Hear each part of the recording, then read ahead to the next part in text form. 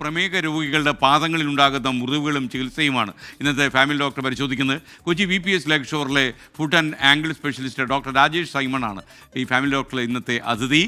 Over to you doctor Rajesh Simon, പറഞ്ഞോളൂ. Family doctor supported by VPS leg shore.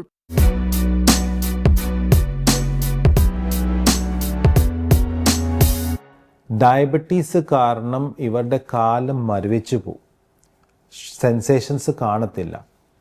അതിൻ്റെ കൂടെ കുറച്ച് നീരൊക്കെ ഇങ്ങനെ കൂടി വരുമ്പം നമുക്ക് സാധാരണ രീതിയിൽ നല്ല വേദന വരുന്ന ആൾക്ക് ഇവർക്ക് വേദന കാണത്തില്ല. അങ്ങനെ വേദന വരാതിരുന്നുകൊണ്ട് അവർക്കൊരു ചെറിയ മുറിവായിട്ട് വരും.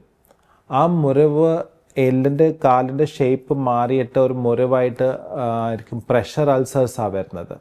പക്ഷെ അൾസർ വന്നിട്ടും ഇവർക്ക് നടക്കാൻ പറ്റും, പെയിൻ ഇല്ലാത്തതുകൊണ്ട്.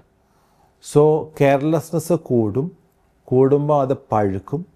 എന്നിട്ട് മോസ്റ്റ് കോമൺലി പീപ്പിൾ ഇതിനിയൊന്നും ചെയ്യാൻ പറ്റില്ല, കാല് മുറിച്ച് കളയാം, അല്ലെങ്കിൽ ഇത് ഇങ്ങനെ ഉണക്കാം, പക്ഷെ നടക്കാൻ പറ്റത്തില്ല, വലിയ ബൂട്ട് വെച്ചിട്ട് നടക്കാൻ പറ്റും. നമ്മുടെ അടുത്ത് എത്തുമ്പോഴത്തേന് എല്ലാവരും സ്റ്റേജ് 3 സ്റ്റേജ് 4 ആകുമ്പോൾ എത്തുന്നത്.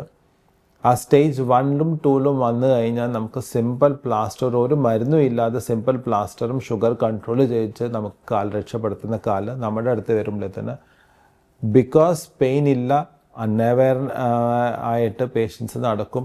ഇത് സാരയില്ല, ഇൻഫെക്ഷനേ ഉള്ളൂ, ആൻറ്റിബയോട്ടിക് കഴിച്ചാൽ മതി.